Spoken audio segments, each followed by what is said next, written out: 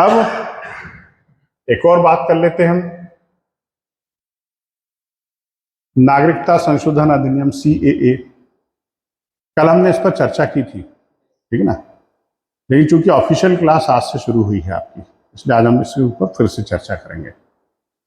Citizenship amendment act चर्चा में है, यकीन मानिए साल भर ये परीक्षाओं में पूछा जाएगा, UPSC MPPSC हर एग्जाम में पूछा जाएगा। 1955 में हमारा एक कानून बना था सिटीजनशिप एक्ट, ठीक है ना, क्योंकि 1947 में जब देश आज़ाद हुआ तो विभाजन के साथ आज़ाद हुआ। भारत के बहुत सारे लोग माइग्रेट हुए पाकिस्तान, पाकिस्तान के बहुत सारे लोग माइग्रेट हुए इंडिया, ठीक है ना, तो उनके बीच में नागरिकता का बंटवारा हुआ।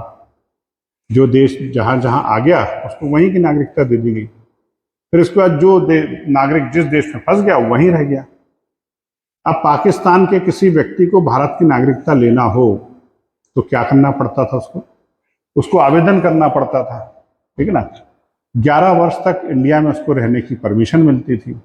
11 वर्ष के बाद फिर विचार करते थे कि उसको नागरिकता दी जाए या नहीं। और पाकिस्तान, अफगानिस्तान और बांग्लादेश 3 मुल्क ऐसे थे जहां से भारी मात्रा में वहां के धार्मिक अल्पसंख्यक लोग हिंदुस्तान में आ रहे थे। जानकारी निकाली गई कि क्यों आ रहे हैं, पता चला वहां पर उनके साथ धार्मिक उत्पीड़न हो रहा है, ठीक है ना, परसिक्यूटेड माइनॉरिटीज। अब इंडिया में आने के बाद भी उनको 11 साल रहना पड़ता, उसके बाद फिर सरकार विचार करती, नागरिकता दे कि नहीं दी। बहुत सारा दस्तावेजीकरण होता था, वीजा, पासपोर्ट, बहुत सारी चीजें लगती थी, परेशान हो जाते थे लोग। पाकिस्तान से भारी मात्रा में सिंधी कम्युनिटी के लोग रहे, इस शहर में भी आए हैं पाकिस्तान से विस्थापित होकर के। सिंधी बस्ती एक नाम ही एक शहर का यहाँ पर है ना कोई सिंधी बस्ती। इंदौर में बहुत आए, पूरे भारत में फैले ये, क्योंकि वहां पर उनका उत्पीड़न होता था, भाग करके आते थे, बेचारे रहते थे। ऐसे लोगों की सुविधाजनक बनाने के लिए इस कानून को लाया गया। 12 दिसंबर 2019 को ये नोटिफाइड हुआ और 10 जनवरी 2020 को लागू हो गया। क्या है इसमें खास बात? भारत के 3 पड़ोसी मुल्क हैं, पाकिस्तान, अफगानिस्तान और बांग्लादेश। यहां से भारत आने वाले कुछ धार्मिक अल्पसंख्यकों को आसानी से भारत की नागरिकता प्रदान की जाएगी। 11 वर्ष के समय को घटा करके 5 वर्ष कर दिया जाएगा और उनको किसी प्रकार के वीजा या पासपोर्ट या किसी दस्तावेज की आवश्यकता नहीं होगी। लेकिन कौन कौन से रिलीजियस पर्सनैलिटीज, माइनॉरिटीज, वो नाम उसमें क्लियर किया गया है। हिंदू, जैन, बौद्ध, सिख, ईसाई और पारसी, 6 कम्युनिटीज को भारत में आने और उन्हें आसानी से नागरिकता देने की जो प्रक्रिया है उसको संपन्न किया जाएगा। देखिए, नागरिकता की एक बड़ी आसान प्रक्रिया है, नागरिकता का प्राकृतिकरण, नेचुरलाइजेशन ऑफ सिटीजनशिप। उसके लिए 11 साल रहना पड़ता था, अब उस अवधि को घटा करके 5 साल कर दिया गया है।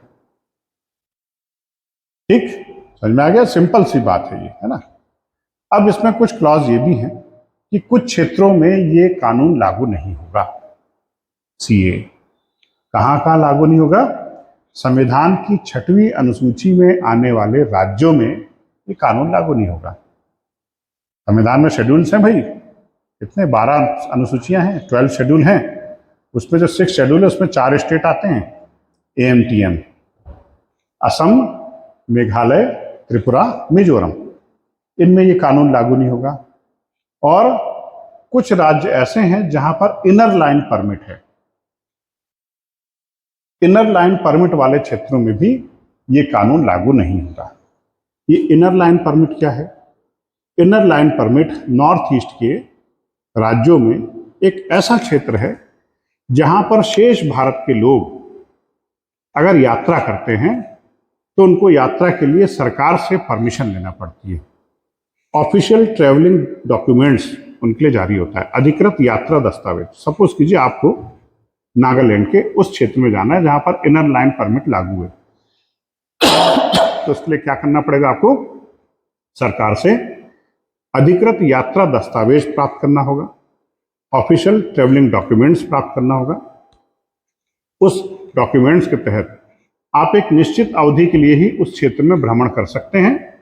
उसके बाद फिर आपको वापस आना पड़ेगा।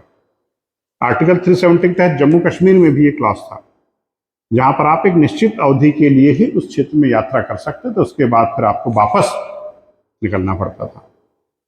अनुच्छेद 370 चर्चा में है, मैं एक आध दिन उस पर चर्चा करूंगा मैं आप लोगों से, है ना, ठीक है। मेरी क्लास की जो विशेषता ना वो यही है कि आप लोग को किताबों से तो बहुत कुछ मिल जाएगा, लेकिन आजकल की जो एग्जाम्स होती है ना, इनमें क्वेश्चन बियॉन्ड बुक्स आता है। स्टूडेंट सोचते हैं अरे क्वेश्चन तो हमने पढ़ा ही नहीं, कहाँ से आ गया, बियॉन्ड बुक कहाँ से आता है। बियॉन्ड बुक कुछ भी नहीं होता, वो बियॉन्ड नॉलेज भी नहीं होता, वो हमारे आसपास घूमता, मगर हम उसके ऊपर ध्यान नहीं देते कभी भी। आर्टिकल 370 भी चर्चा में है। क्यों है चर्चा में, बताइए। अभी जम्मू कश्मीर से अनुच्छेद 370 के हटने के बाद हमारे प्रधानमंत्री ने पहली बार जम्मू कश्मीर की यात्रा की है, चर्चा में आ गया। तो दूसरा चर्चा में क्यों है, जम्मू कश्मीर से जब अनुच्छेद 370 को समाप्त किया गया था तो जम्मू कश्मीर को 2 यूनियन टेरिटरीज में डिवाइड किया गया, जम्मू कश्मीर और लद्दाख, है ना। लद्दाख में एक सामाजिक कार्यकर्ता हैं सोनम वांगचुक। 3 इडियट देखी आपने, 3 इडियट देखी, उसमें एक कैरेक्टर था फुंगसुक बांगड़ू। वो कैरेक्टर किससे प्रभावित था, सोनम वांगचुक से। लद्दाख के हैं, इंजीनियर हैं, बहुत शानदार, मल्टी टैलेंट, मल्टी टास्किंग व्यक्ति है, कंप्यूटर माइंडेड बिल्कुल। उसी कैरेक्टर से प्रभावित होकर के आमिर खान का कैरेक्टर बना था फुंगसुक बांगड़ू, ठीक है ना। तो मिस्टर सोनम वांगचुक जो है लद्दाख में अभी आमरण अनशन भूख हड़ताल पर बैठे हुए, 24 दिन हो गए उनकी भूख हड़ताल को। क्यों बैठे, क्रमिक अनशन है, हालांकि बीच बीच में पानी पी लेते हैं, वो क्रमिक अनशन कर रहे हैं। क्यों बैठे, रीजन, न्यूज़पेपर पढ़ना शुरू नहीं किया अभी आप लोगों ने, हाँ जी, यस। देखिए मैडम तो मेरी क्लास में बैठ चुकी है ऑलरेडी, वो वाला चैप्टर जब पढ़ा रहा था, बहुत सिंसियर स्टूडेंट है ये। देखिए याद है उनको अभी तक।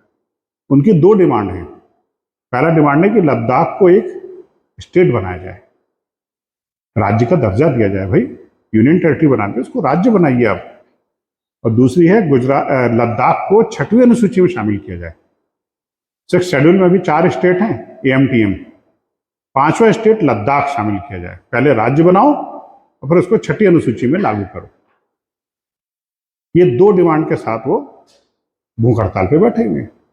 एक प्रेजेंट की जो केंद्र की सरकार है, इन्होंने सत्ता में आने के पहले लद्दाख के लोगों से वादा किया था कि हम जीते तो लद्दाख को राज्य भी बनाएंगे और 6th शेड्यूल में शामिल भी करेंगे। आओ बैठे, आपने डिमांड की थी, अब इसको पूरी कीजिए, वही वक्त आ गया पूरी करने का। तो सोनम वांगचुक फिलहाल भूख हड़ताल पर बैठे हैं, 24 दिनों का इनकी भूख हड़ताल को।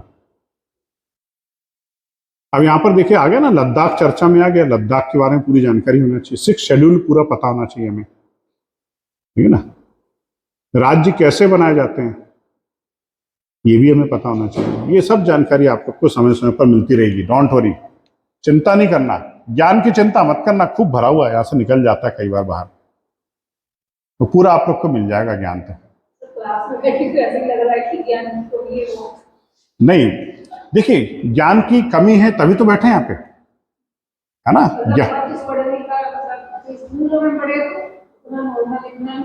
हाँ बिल्कुल, ये आप लोग के लिए बहुत अच्छा सुनहरा अवसर है कि बुरहानपुर में मैं आ गया हूँ, है ना। आप लोग को तो अवसर का फायदा मिलेगा बिल्कुल, है ना। देखिए ज्ञान की कमी है तभी तो हम कोचिंग में आते हैं, है ना। ज्ञान की अधिकता होती तो फिर हमें आवश्यकता ही नहीं होती कोचिंग की, है ना। और कोचिंग क्लास का इंपॉर्टेंस यही होता है कि हमारे पास किसी चीज़ की अगर ज्ञान की कमी है तो फुलफिल हो जाएगी, वो भरपूर ज्ञान हो जाएगा, कोई दिक्कत नहीं आएगी इसमें, है ना।